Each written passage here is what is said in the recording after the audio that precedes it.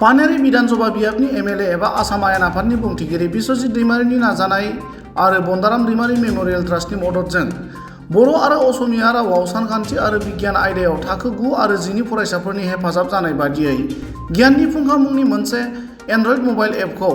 22 अक्ट'बर अदेबानि समबारखालि उदालगुरि जिल्लानि डिमाकुसियाव बेखेवनाय हाबाफारि जालाङो। थाखो 9 आरो 10 नि बर' असमिया रावनि बे एन्ड्रइड मबाइल एप बेखेवनाय हाबाफारियाव आसाम आयेन आफादनि बुंथिगिरि बिश्वजित दैमारि, उदालगुरि जिल्लानि जिल्ला बेंगिरि, दिल्ली इन्स्टिट्युट अफ एडमिनिस्ट्रेटिभ सार्भिसनि एक्जिकिउटिभ डाइरेक्टर राजिब बरुवा, फरायसा फरायसुलि, बिगोमा, ओनसोलनि मानगोनां सुबुं आरो लोगोसेनो माखासे सोरखारि मावख'गिरिफोरा बाहागो लादोंमोन। गुबुन फारसेथिं एन्ड्रइड मबाइल एप बेखेवनाय हाबाफारियाव दिल्ली इन्स्टिट्युट अफ एडमिनिस्ट्रेटिभ सार्भिसनि एक्जिकिउटिभ डाइरेक्टर राजिब बरुवा बिथाङा बाहागो लानानै बे एपनि सोमोन्दै गुवारै फोरमायना होनायजों लोगोसे हादरारि थाखोनि बादायलु आनजादफोराव आसामनि फरायसा फरायसुलिफोरनि जाफुंसारनाय जौखोन्दोखौ बांहोनांगौनि थाखाय बयबो गोसो होनांगौ होनना खावलायो। आसलते मोर अनुभव बहुत पजिटिव। এনেকুৱা যিটো এপ, এই এপেৰে আমাৰ ল'ৰা ছোৱালীবিলাকক উপকৃত কৰিব।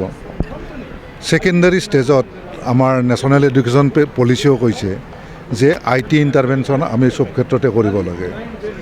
আৰু এটা IT ইণ্টাৰভেনশ্যনৰ যোগেদি আমি ল'ৰা ছোৱালীক প্ৰপাৰ শিক্ষা দিব পাৰোঁ আৰু সহজকৈ দিব পাৰোঁ। ল'ৰা ছোৱালীবিলাকে ঘৰত থাকি পঢ়িব পাৰে আৰু এই গোটেইখিনি আমাৰ এজন ভিছনাৰী লিডাৰ হিচাপে ছাৰে কৰিছে, সঁচাকৈ ভাল লাগিছে। আৰু ইয়াৰ পৰা ল'ৰা ছোৱালীবিলাকে ভাবিব নধৰে মানে সুফল পাব, ইমানেই সুফল পাব ল'ৰা ছোৱালী। আপোনালোকে 2 বছৰ পাছত গম পাব ল'ৰা ছোৱালী কেনেকৈ শিকিছে। গতিকে এইটো ভাল আৰু ওদালগুৰিৰ মধ্যবিত্ত ল'ৰা ছোৱালীৰ কাৰণে বুলি নহয়, যিবিলাক ধনী ঘৰৰ ল'ৰা ছোৱালী তেখেতসকলে উপকৃত হ'ব। আৰু ইয়াত যিখিনি টিচাৰ থাকে, এই টিচাৰখিনি হ'ল একদম চাৰ্টিফাইড ট্ৰেইন টিচাৰ। গতিকে তেখেতসকলৰ শিক্ষাৰ যিটো মাধ্যম, শিক্ষাৰ যিটো মেথড, এই মেথডটো তেখেতসকলে ভালকৈ বুজি পায়। তাৰোপৰি বৰ্তমান সময়ত আমাৰ যিটো এডুকেশ্যন ছিষ্টেমত আমাৰ মানে কৈছে কম্পিটেন্সি বেছড ইভেলুৱেশ্যন। এই যিটো মানে অনলাইনৰ যোগেদি কৰিব, সেই বস্তুটো মই দেখিছোঁ 2-এটা ৰিলছে, সেই 2-এটা মানে চেপ্টাৰৰ যিটো শিক্ষা চাই, সেইটোৰ ক্ষেত্ৰতো কম্পিটেন্সি বেছড ইভেলুৱেশ্যনৰ ক্ষেত্ৰতো এই ল'ৰা ছোৱালীবিলাকো যথেষ্ট আগবঢ়াই লৈ যাব। কোনে দিব এনেকৈ আজি প্ৰজেক্ট লৈছে, কাইলৈ হয়তো IIT NIT বছৰ 10জন ছাত্ৰ ছাত্ৰীক UPSCৰ বাবে কোচিং ব্যৱস্থা কৰি দিছে, UPSC কোচিংৰ বাবে ব্যৱস্থা কৰি দিব। ঠিক তেনেকৈ IIT NIT কাৰণে ইয়াত IIT বা NIT চিট পায়। গতিকে সেইখিনিৰ কাৰণে আপোনালোকে আজি ডিমাণ্ড কৰিব লাগে। এইটো এটা সোণালী সুযোগ। মই ছাৰৰ লগত যেতিয়া বহি আছোঁ, ল'ৰা ছোৱালীবিলাকে যেতিয়া মঞ্চত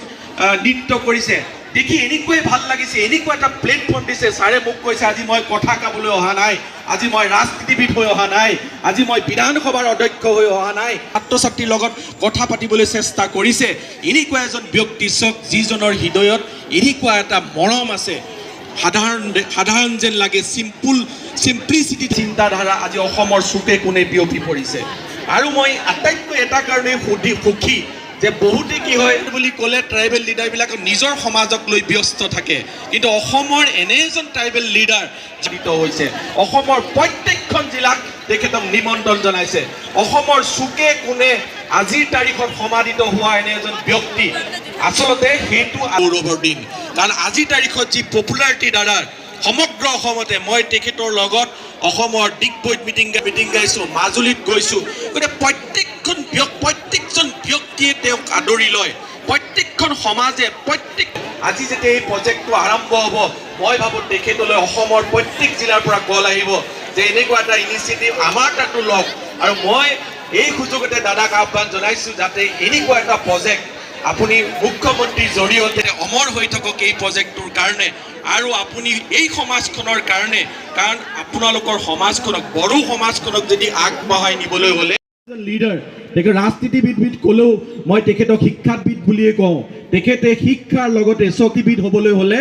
বহু গুণৰ অধিকাৰী হ'ব লাগে। শিক্ষাৰ ক্ষেত্ৰত জ্ঞান থাকিব লাগে, অৰ্থনৈতিক ক্ষেত্ৰত জ্ঞান থাকিব লাগে, সমাজ দিব লাগে, তেতিয়াহে এজন ৰাজনীতিবিদ বুলি ক'ব পাৰে। ৰাজনীতিবিদ হ'বলৈ হ'লে এই 5টা গুণৰ অধিকাৰী হ'ব লাগে। কিন্তু এই 5টা গুণে তেখেতৰ গাত দেখা পোৱা যায় তেখেতে সমাজৰ লগত থাকি আজি অসমৰ ইমূৰৰ পৰা সিমূৰলৈকে তেওঁ যি শিক্ষাৰ ক্ষেত্ৰত কাম কৰিছে শেহতীয়াভাৱে মই আপোনালোকক জনাবলৈ পাই সুখী হৈছোঁ যে এতিয়ালৈকে বিধানসভাত যিমানখিনি অধ্যক্ষ আমি পাইছোঁ তাৰ ভিতৰত হৈছে বিধানসভাৰ যি নক্সা পৰিৱৰ্তন হৈছে এই ক্ষেত্ৰত তেখেতৰ 2000 ছাত্ৰ ছাত্ৰী বহাৰ ব্যৱস্থা আছিল ছাৰে মোক জনাইছে কিন্তু মই দেখিলোঁ ইয়াত গতিকে এই যিটো ইনিচিয়েটিভটোৰ পৰা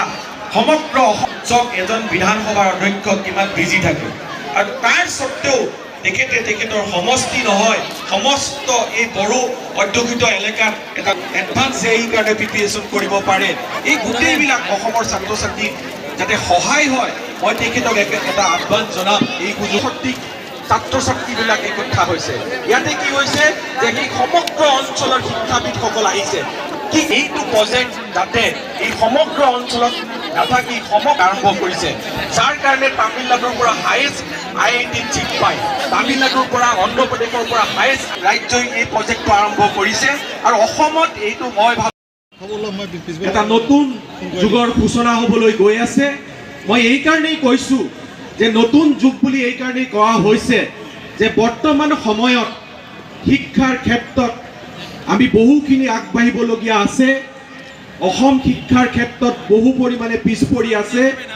আপোনালোকে হয়তো জানে যে অসমৰ যিটো শিক্ষা ব্যৱস্থা আমি উন্নত বুলি ক'লেও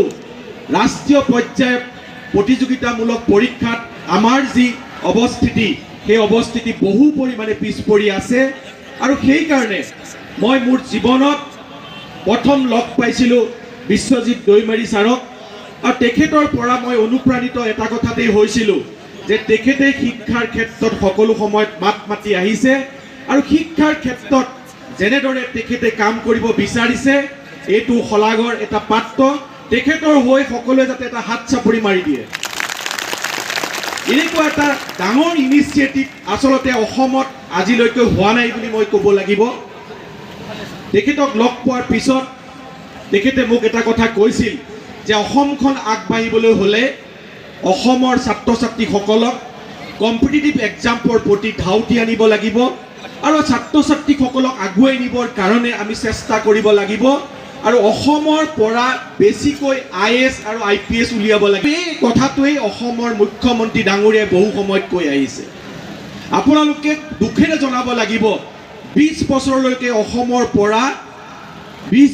অসমৰ পৰা চিফ ছেক্ৰেটাৰী হ'ব পৰা পজিশ্যন অসমীয়া ল'ৰাৰ পজিশ্যন নাই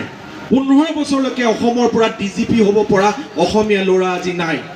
এনেকুৱা এটা পৰিস্থিতিত তেখেতৰ লগত যেতিয়া মই কথা পাতোঁ তেখেতে ক'লে যে ৰাজীৱ মই সমষ্টি নহয় সমগ্ৰ অসমতে